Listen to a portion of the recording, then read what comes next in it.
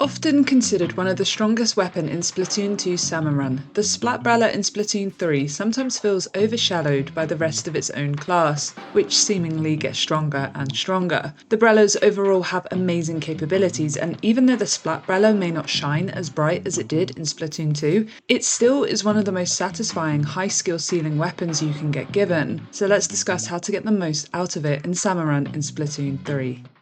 Stats. The Splat Brella fires pellets like a shotgun does. If all pellets hit the same target, that deals 180 damage. Each individual pellet deals 36 damage, with a minimum fall-off of 30. When jumping, the pellets spread further and wider. This was recently buffed in patch 10.1.0, which expanded its width for droplets and adjusted the angle at which they land. There's more information in the description regarding the technicalities of this, but how this affects you in-game is quite simple. Your paint is better and your shots can hit more targets. The Splat Brella is a middleweight Brella that actually has a really impressive ink tank. This is what I think makes the Splat Brella stand out and why I think it remains so strong even when compared to the others in its class. It costs 2.5% to fire a shot, which is the least of all Brellas. This means you have approximately 40 shots on a full ink tank without using the Canopy. In addition, when consecutively firing, it takes 30 frames, which is only behind the Undercover Brella in terms of fire rate. When firing from humanoid form, the first shot takes 8 frames, and when firing from swim form, the first shot takes 15 frames. After firing, there is a 60 frame cooldown before the ink tank will start refilling. In addition, the movement speed of the Brella is good. You don't feel slow when continuously firing, and if you choose to hold open the Canopy, your movement speed is slightly reduced, but again,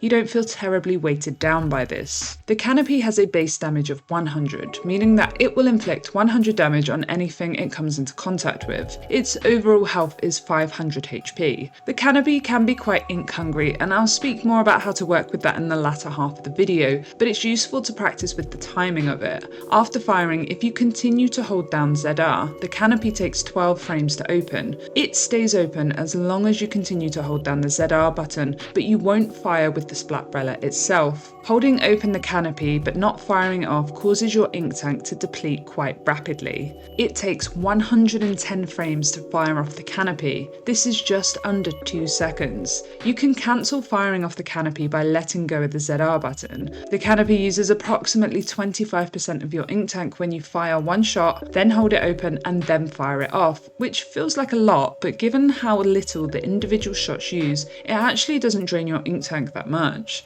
Once fired off, it travels for approximately 5 seconds, unless it is destroyed or falls off the map. After 5.5 seconds, the Brella Canopy will regenerate, and you'll notice this by the sound and the animation. Ink recovery is 20 frames after having the Canopy open but not firing off, and 120 frames after firing it off, giving you quite substantial end lag on ink recovery. After throwing a bomb, you'll have approximately 12 shots left. If you throw a bomb then choose to fire off your Canopy, you'll be left with just 3 shots. I wouldn't recommend this. Instead, I tend to use either or. I don't use bombs and fire off the Canopy together, as it's quite slow to recover ink and it leaves you quite vulnerable. Consider using bombs only for the bosses that need them, but your Canopy for everything else.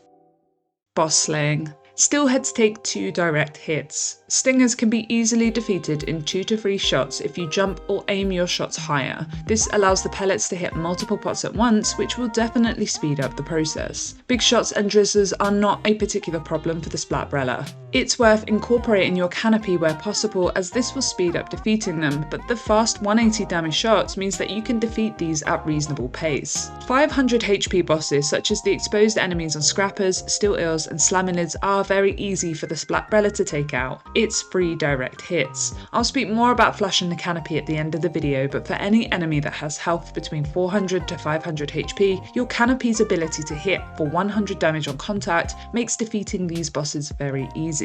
In addition, the recent buff to its paint and shot spread now means that flipper floppers are even easier to manage.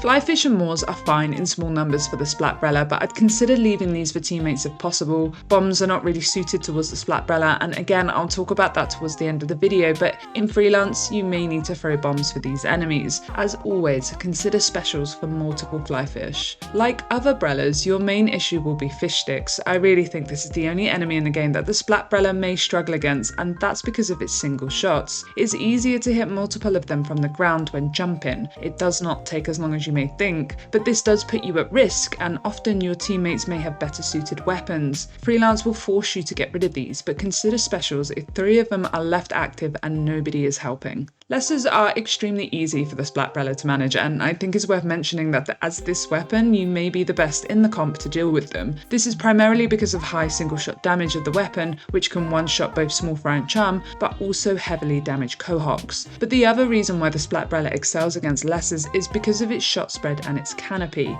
Jumping and arcing your shots allows you to spread damage on multiple enemies at once, and this is specifically best used against cohocks, as the canopy can one-shot small fry and chum, meaning you should focus your actual shots on the cohocks themselves. Cohocks themselves need 2 hits and a flash of the canopy. Honestly, no other class shreds through lessers the way that the Brellas do, and the Splat Brella is no different. Do not neglect your power against these. For night waves, the Brella is extremely capable in every way. For rush, you have 2 ways to play, and it will really depend on your skill level with the Brella itself and how you feel like your teammates are coping. Flashing the canopy allows you to always keep it in reserve and have defense against the chum. In rush, the chum's health is reduced to 50, so the canopy shreds through all of them on contact, meaning that you can concentrate actually firing your shots on the goldies. If you choose to fire off your canopies, you'll face a bit more risk, as without the canopy, you lose the means of protection but also efficient damage. There's no right answer, and I do think it is map dependent, but be careful if you choose to fire off the canopy often. I would only do this when the horde is not on you, and if you know you have the time and the safety to regenerate that canopy. For grillers, the same applies, however you don't have as much danger in terms of enemies constantly swarming you. Firing off your canopy doesn't leave you as vulnerable. Your main shots can be focused on the griller, and the canopy can be used for small fry cleanup.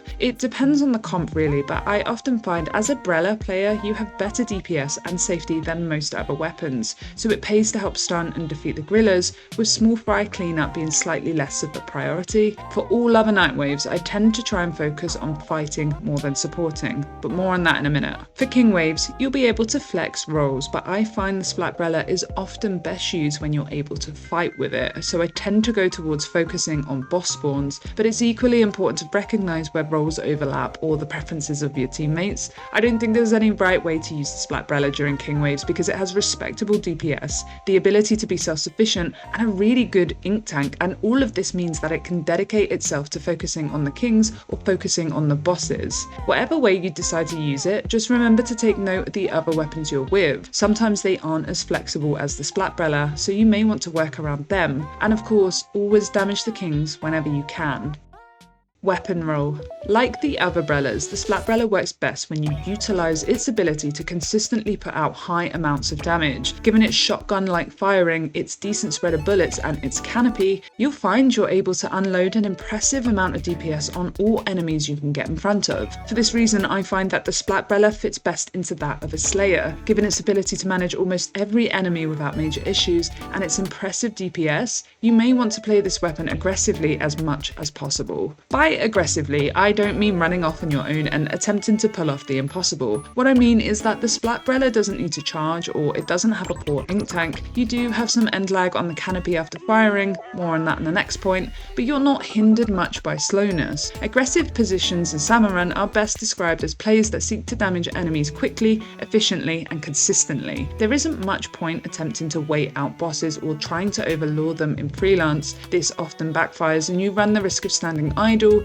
doing nothing, and then watching as your team struggles to maintain pace. The Splat Brella doesn't one-shot anything really, but it does heavily damage them, and it does have its canopy to aid it. And so I find that if I'm standing with a Splat Brella, not attacking enemies when I have the ink for it, then what am I doing with it? The Brellas as a class aren't really that supportive, in my opinion. Some of them have good flexible uses, but with the Splat Brella specifically, I find it's a fighter and not much else. Of course, you have its canopy, which does allow you to play play more cautiously and use the Canopy defensively rather than aggressively. It's fine, especially if you're not well versed with how Brellas are best used, and like I said, you can damage everything rather easily with its spread damage and then use the Canopy to protect yourself either from hits or from explosions. I always mention weapon rolls because I think certain weapons are best used in certain ways, but I think one of the better things about the Splat Brella is that it can be flexible, especially if you feel like you need to be more defensive or more supportive. I think irrespective of how you choose to use this weapon, whether you're comfortable with being aggressive or if you prefer to support and play a little more cautiously, the Splat Brella should always be used with a focus on applying damage. I don't think this weapon works well when you solely concentrate on things like painting, egg running, or just being too passive. The Splat Brella is a fighter. It's a weapon that excels by being up close and damaging anything that it can. Certainly in freelance, you'll be expected to do a bit of everything, but any attempt to do anything other than fighting, in my opinion, sees you not maximizing the weapon as much as possible. Canopy. The Splat Brella's Canopy is different to the rest of its class. It doesn't open by default like the Undercover, it doesn't fire off fast and regenerate quickly like the Recycled, and it doesn't have the size or damage like the Tenter. You may find that the original Brella therefore doesn't feel like it has its own niche, but I find that in a way it's quite simple to use. It doesn't feel flashy or overly tricky, but the thing I find the most satisfying about the Splat Brella is that the better you get with it, the more results you will see with it, and a lot of that is down to how well you can master the Canopy. The Brella's Canopy is, by default, more defensive than aggressive. Given the ink and time cost it takes to fire off the Canopy completely and then regenerate it, it often isn't in your best interest most of the time to be without it. It's sort of the same with the Tenter Brella. You ideally want to get used to the idea of flashing it. Flashing it means that you always have two ways to use it, both defensively and aggressively. Keeping hold of your Canopy instead of firing off allows you to switch between protecting yourself or damaging enemies in a way that no other class of weapons can do. This is what makes the Brella class overall very strong in SalmonRun. You can survive the unsurvivable if you know how to time your canopies, and so the Splat Brella is amazing at allowing you to outlive enemies. The trick, however, is getting used to the time it takes to flash it, the rhythm in firing instead of using the canopy, the ink it uses, and the end lag you have after returning it. It's not easy, but it is incredibly strong once you get the hang of it. Being able to flash the canopy at enemies for aggressive purposes allows you to defeat enemies a whole lot quicker. Think Cohocs, Big Shots, and some of those 500 HP bosses such as Steel Eels, Slamming Lids, and Scrappers. You'll reduce how many shots you need when you use your canopy for damage, but you're also able to use its AoE to help hit any enemies surrounding you. Oftentimes, the most likely culprits are Small Fry and Chum, both of which get one shot by the canopy. When you use your canopy for these enemies, you then have more firepower and ink for those bulkier enemies that need your attention. This is why I mentioned earlier about how splat bombs really don't benefit the Splat Brella. Your canopy and your ink you need for it vastly outweighs the majority of benefits that a bomb can offer you. Against lessers, the Splat Brella can shred through them but also protect itself, and so why would you choose to use a bomb instead?